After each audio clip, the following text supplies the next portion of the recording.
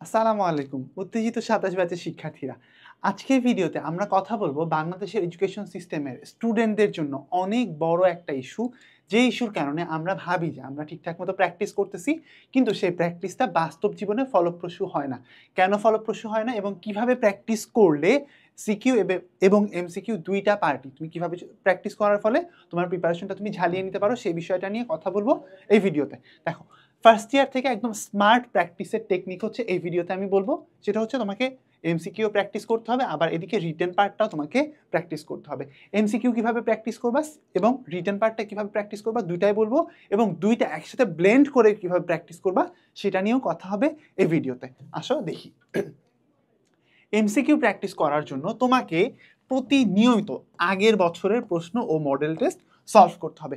আগের বছরের প্রশ্ন মডেল টেস্ট সলভ করার মাহাত্ম্যটা কোথায়? মাহাত্ম্য হচ্ছে তুমি যদি একটু অ্যানালাইসিস করে দেখো যে নিয়মিত বেসিসে পূর্ব বছরের প্রশ্ন কিন্তু রিপিট হয় এইচএসসিতে। মাঝে মাঝে ইভেন অ্যাডমিশনেও প্রশ্ন রিপিট হয়, কিন্তু এইচএসসিতে অবশ্যই প্রশ্ন রিপিট হবে, এই ব্যাপারে তুমি আশ্বস্ত থাকো। এবং প্রশ্ন যদি রিপিট নাও হয়, ওই সেম ক্যাটাগরির প্রশ্ন কিন্তু বছরের পর বছর ধরে আসতে থাকছে। আর এই বছর যে জিনিস কুমিল্লা বোর্ডে আসবে, সামনের বছর ওই প্রশ্ন দিনাজপুরে আসবে, তারপরের বছর যশোরে আসবে, এরকমভাবে কিন্তু বোর্ডগুলোর মধ্যেও সোয়াপ করতে থাকে। তাই তোমাকে অবশ্যই নিয়মিত একদম, মানে এমন না যে হচ্ছে এটা তুমি সারা বছরের ভিতরে এক সপ্তাহ শুধু কোয়েশ্চেন সলভ করলা, এটা করলে হবে না ভাইয়া। প্রত্যেক মাসেই, সম্ভব হলে প্রত্যেক সপ্তাহে তুমি প্রশ্ন সলভ করার চেষ্টা করবা একদম শুরু থেকেই। পরেরটা দেখো, টাইম ম্যানেজ করে কোয়েশ্চেন সলভ। এমসিকিউ কিন্তু যারা আছো তোমরা দেখবে যে মাঝে মাঝে কিছু ম্যাথমেটিক্যাল এমসিকিউ থাকে, কনসেপ্ট কমপ্লেক্স থাকে, ঘুরায় পেঁচায় আসে। তো সেইগুলোর জন্য টাইম ম্যানেজ করা কিন্তু অনেক বেশি প্যারা হয়ে যায় অনেকের জন্য। প্রশ্ন সলভ করার আগে দেখো যে তোমার খাতা পাইছো, প্রশ্নপত্র পাইছো, একটু পর দাগাইতে দাগাইতে তোমার শেষ হয়ে গেছে। এইটার ব্যাপারে কিন্তু তোমাকে একটু সাবধান থাকতে হবে।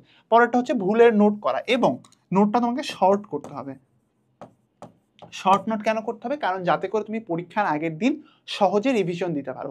আমি একের পর এক ভিডিওতে এই কথাই বলে যাচ্ছি, নোটটা তোমরা অনেক বিশাল বিশাল নোট করো না, নোটটা চেষ্টা করবা সংক্ষিপ্ত রাখতে, অল্প কথার মধ্যে মেইন কনসেপ্টগুলো সামারাইজ করে ফেলতে, যাতে করে পরীক্ষার আগে তোমার রিভিশন করাটা ইজি হয়। গেল এখন আমাদের এমসিকিউ এর কথা। এখন আসলে আমি তোমাকে একটু সিকিউ নিয়ে আলাপ পারি। প্রথম কথা হচ্ছে, ক্লাসে শেখার সাথে সাথে সংক্ষিপ্ত উত্তর লিখে তুমি প্র্যাকটিস করবা। সংক্ষিপ্ত উত্তর লিখে প্র্যাকটিস করবা মানে কি?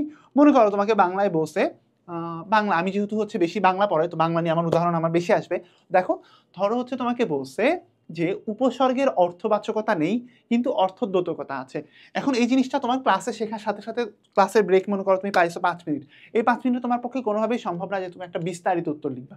কিন্তু এই কথাটা বোঝার জন্য শর্ট পয়েন্ট কিছু আছে না, সেটা তুমি একদম ব্রিফলি সংক্ষেপে উত্তর হিসেবে লিখে জিনিসটা প্র্যাকটিস করে ফেলবা। এতে কি হবে? তোমার একটা নোট থেকে যাবে প্রথমত, এবং 2 নাম্বার কথা হচ্ছে তোমার একবার জিনিসটার উত্তর লেখার এক্সপিরিয়েন্স আছে, পরীক্ষায় যখনই আসবে তুমি কিন্তু খুব সহজেই জিনিসটার উত্তর করে ফেলতে পারবা। এভাবে কিন্তু তুমি চাইলেই বেনিফিটেড হতে পারো। পরের কথাটা একটু দেখো, পূর্ণ সেট নিয়ে মডেল টেস্ট। এইটা হচ্ছে সেই ভয়াবহ কথা, যে জিনিসটা কেউই করে না। এই যে আমি এখানে বলতে চাইলাম না, অনেক বড় একটা লুপ হোলস আমাদের দেশের এডুকেশন সিস্টেমে। আমরা স্টুডেন্টদেরকে বলি বাবা তুমি প্র্যাকটিস করো, বাবা প্র্যাকটিস করো, কিন্তু কিভাবে প্র্যাকটিস করতে বলি? বলি যে ভাই তুই এমসিকিউ প্র্যাকটিস কর, ভাই তুই সিকিউ প্র্যাকটিস কর। হয় কি এতে? যে এমসিকিউ প্র্যাকটিস করে সে আগামী 7 দিন ধরে শুধু এমসিকিউ প্র্যাকটিস করতে থাকে, যে যাকে সিকিউ বলবো সে আগামী 7 দিন ধরে সিকিউ প্র্যাকটিস করতে থাকবে। এই কাজটা বাবা করা যাবে না, একেবারেই করা যাবে না। তোমার ধরো 3 ঘন্টা ভাইয়া সময়, এই 3 ঘন্টা সময় তুমি অবশ্যই শুরুর 30 মিনিট নিয়ে এইটা সলভ করবা, এবং পরের 2.5 ঘন্টা ধরে তুমি কিন্তু ভাইয়া এইটা সলভ করবা। এবং এর মাঝখানে যেহেতু পরীক্ষার হলে কোনো ব্রেক থাকে না, তুমিও কোনো ধরনের ব্রেক কিন্তু ভাইয়া এখানে নিবা না। তোমার ধরো ভাইয়া 25টা এমসিকিউ, আর ধরো হচ্ছে 2 ঘন্টা সময়, তুমি সেই মেথডটা কিন্তু ফলো করবা, মাঝখানে কোনো ধরনের ব্রেক নিবা না। কেন বলছি? পূর্ণ সেট নিয়ে মডেল টেস্ট সলভ করাই হচ্ছে আদর্শ পরীক্ষার প্রস্তুতি। তুমি যদি পরীক্ষার হলে যেভাবে দিতে হয় সেভাবে প্রস্তুতি না নাও, তাহলে কি জিনিসটা কোনো কাজে আসবে? আসবে না। এই জন্য তোমাকে অবশ্যই একসাথে প্রিপারেশনটা নিতে হবে, একসাথে প্রশ্ন সলভ করতে হবে। পরেরটা দেখো, গুরুত্বপূর্ণ টপিক আলাদা করে তোমাকে বারবার লিখতে হবে। বারবার কেন লিখতে হবে? যাতে করে তুমি সহজে রিভিশন করতে পারো এবং তোমার জিনিসটা মেমোরিতে বসে যায়। বা মানে কঠিন জিনিস যেগুলো আছে, যেগুলো আমরা পারি না, যেগুলো আমাদের কাছে কঠিন মনে হয়, যেগুলো ইম্পর্টেন্ট, সেই জিনিস তুমি বারবার লিখবা, বারবার প্র্যাকটিস করবে, যাতে তোমার ভুলে যাবার সম্ভাবনা একদম জিরোর কাছাকাছি চলে আসে। এটা হচ্ছে ছিল সিকিউ নিয়ে আলাপ, রিটেন নিয়ে আলাপ। এখন আসো আমি বলবো তুমি দুইটা একসাথে কিভাবে করবা।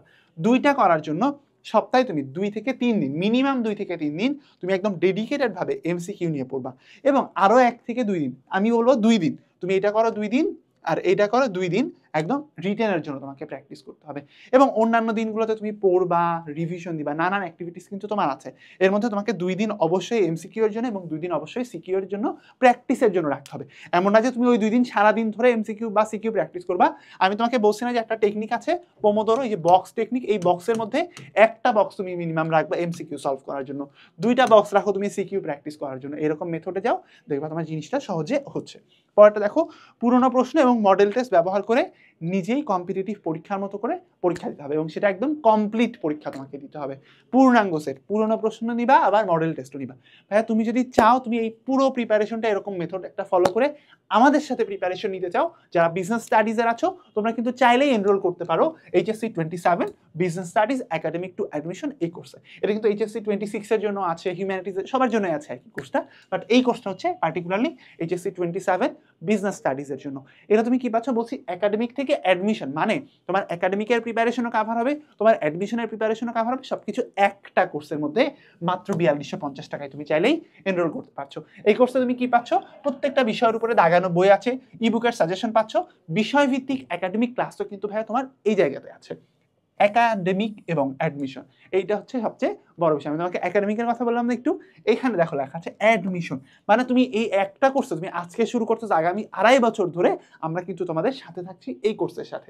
এর বাইরে টেস্ট পেপার সলভ করছি, একাডেমিকের theory class, topic wise class এবং ম্যাথমেটিক্যাল যে প্রবলেমগুলো আছে সেগুলো সলভ করার জন্য কিন্তু এই কোর্সে ক্লাস থাকছে। তাই একটা কম্প্যাক্ট একটা প্যাকেজ, তুমি যদি আজই এনরোল করে ফেলো, স্টার্ট করো আমাদের সাথে তোমার প্রস্তুতি, তোমার যাত্রা শুভ হোক।